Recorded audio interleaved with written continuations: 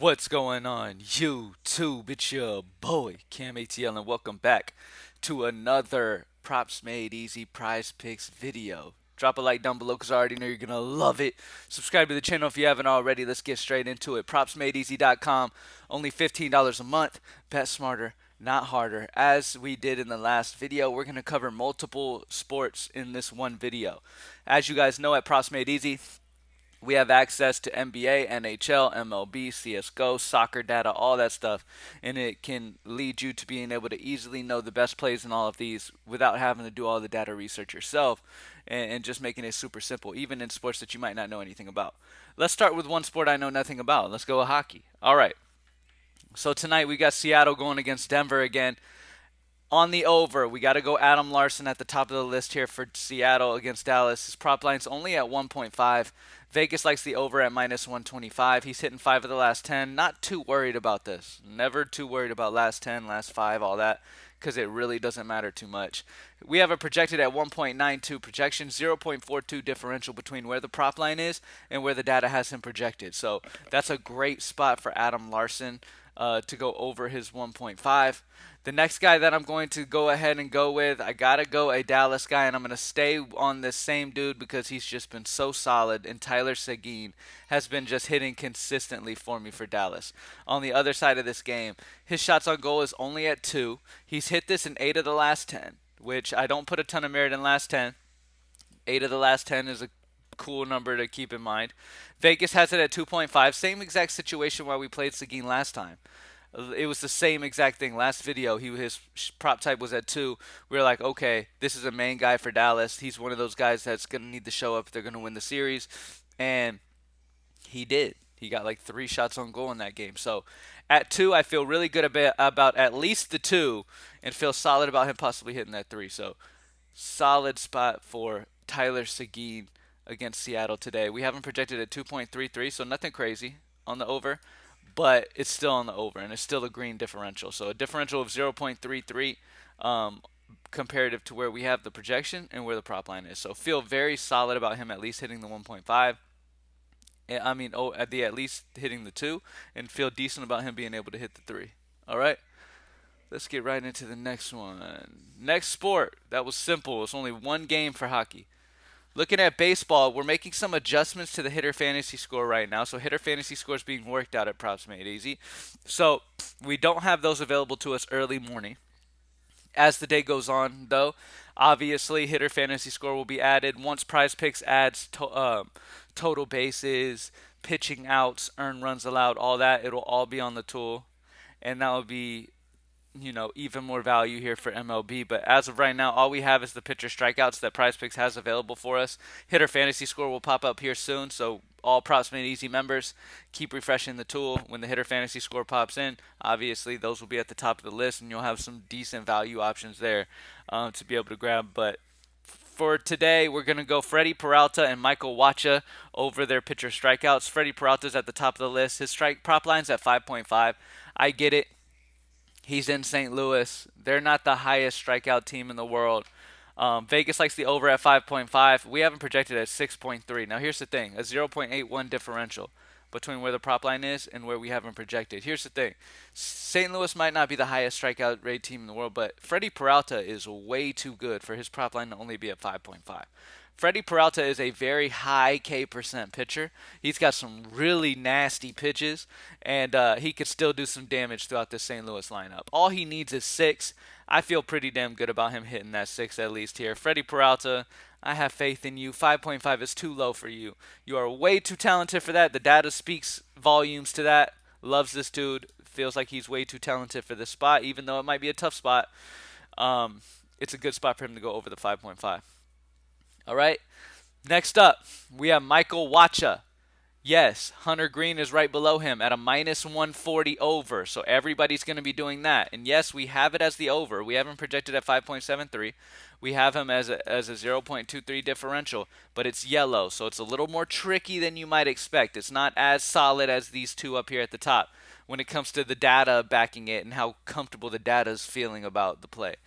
Hunter Green does have the big Vegas benefit, but here if you look at Michael Wacha, he's at even money at 4.5, but the data speaks volumes to how good of a spot this is for him against Kansas City. He doesn't have the best K percent stuff. He's normally around like the low 20 something percent, but this is a high strikeout Kansas City team. And Michael Watch is in a good spot to hit that 5 at least. So we have him projected at 5.19, a 0.69 differential. So we've got Freddie Peralta on the over on pitcher strikeouts, Michael Wacha on the over on pitcher strikeouts. And then if we take a look at the pitcher at the first inning runs tool, you will see that we have for the biggest over, we've got the Royals and the Padres going over in the first inning. And then for the biggest under, we have the Cubs and the Astros expected to go under. Vegas has the under there at minus 130. Remember, green signals under, red signals over, which is why when you look at over here, you've got so much red. You know what I mean? So that's a great spot to go over. Here you'll see a lot of green at the top here, so it's under. All right, Jameson Taillon's the only questionable piece of this under right here, because he's given up a 6.41 ERA in the first inning. So that's not the greatest thing in the world, but it is what it is, man. They're still going under in that first inning. Let's get it. All right. Next up, CSGO. Now, this is another sport I know nothing about, but I'm down to just rock with the data and just keep making this money. At the top of the list, we've got Thomas on Into the Breach going against Liquid. For maps 1 and 2 kills, his prop line's at 32.5. We feel like that is too low for his talent level. We have him projected at 36.25. That's a 3.75 differential between where his prop line is and where we have him projected to go today. So really love Thomas from Into the Breach on the over 32.5. And then I'm going to roll a headshot. I'm not going to roll any unders, even though there is good undervalue, if you see. We've got some good undervalue there. I'm going to go another over here. I'm going to go Roche for Fnatic against G2 today. Maps 1 and 2 headshots. His prop line's at 17, and we have him projected at 20.5. This dude is what you call a cranium shooter. Nah, he better be today. That's what I know. Anyway, so he's going to be getting those headshots today against G2. 17 prop line feels a little low for us here. We have him at a 3.51 differential for over on maps 1 and 2 headshots for Roj, Roj or Roij, whatever. If I'm saying the name wrong, sorry.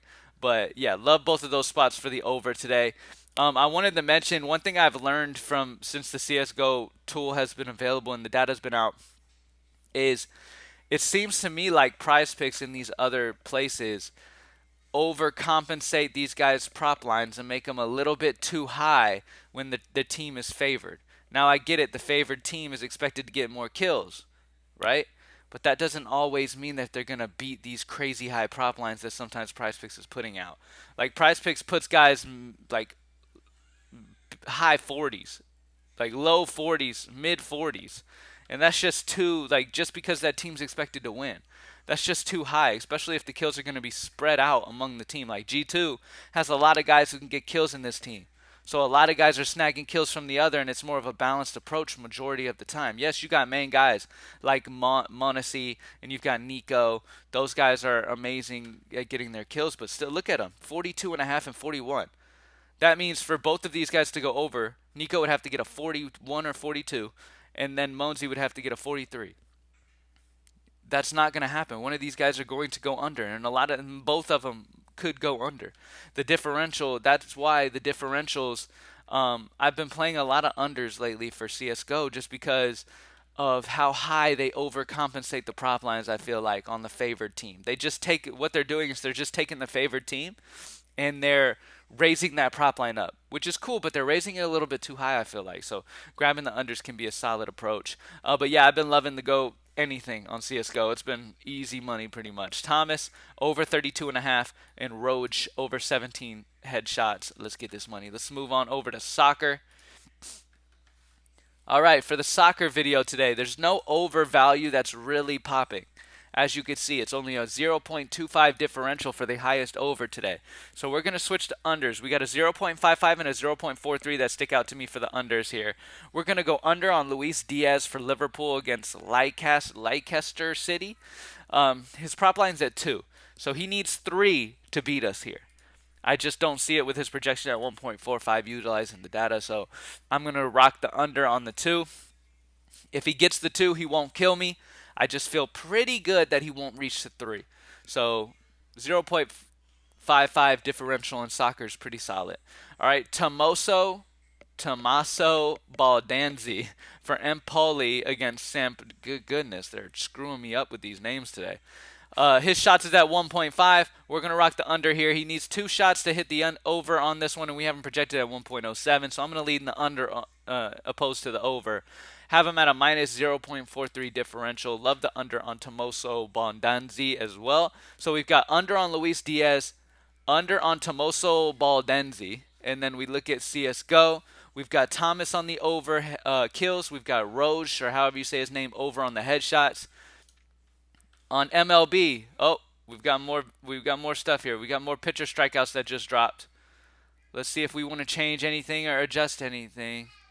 We do have some very good value. Watcha's still really, really good. Freddie Peralta's still the second best, but we do have Jack Flaherty in that same game with a solid differential as well. David Peterson's got some good stuff at 5. I'm going to stick with it. I'm going to stick with what we're at. I'm going to stick with Watcha. I'm going to stick with Freddie Peralta on the pitcher strikeouts there. More and more will keep added. As you can see, more has just been added in. More will continue to be added in as Prizepicks adds stuff in. All right, NHL. We've got the over on Adam Larson, over 1.5, and then we've got the over on Tyler Seguin at 2. Feel pretty good about him at least matching that. And that was it. We don't have any NBA today. NBA will be back tomorrow, I believe. Remember, all PropsMadeEasy.com members, make sure you're refreshing the tools so that you know the best value is continuously being brought in, and you know the best plays for everywhere. As it comes in, you can immediately grab the value. One of the best things about it is as soon as Prizepicks drops their plays, you can immediately know if the data supports it or not, and you can grab it early before Vegas even leans one way or the other. A lot of people will wait until Vegas is leaning one way or the other because that's all they bet using. With the tool, you can go off the data early, and then later when the Vegas line starts shifting in the way that we bet, people will start adding onto it, and then the prop line will be adjusted. But you can get it early. That's my point. Thank you guys for joining me as always. Good luck today. PropsMadeEasy.com. Let's get it.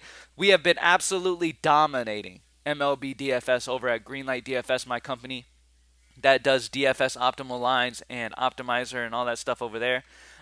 If you want to join up for DraftKings and FanDuel lineups, optimal lineups for DFS, for baseball, you can go to DFS content here at Props Made Easy, and it'll bring you over to my site. All right? Thank you guys for joining me. Let's get this money. I'm out. Peace.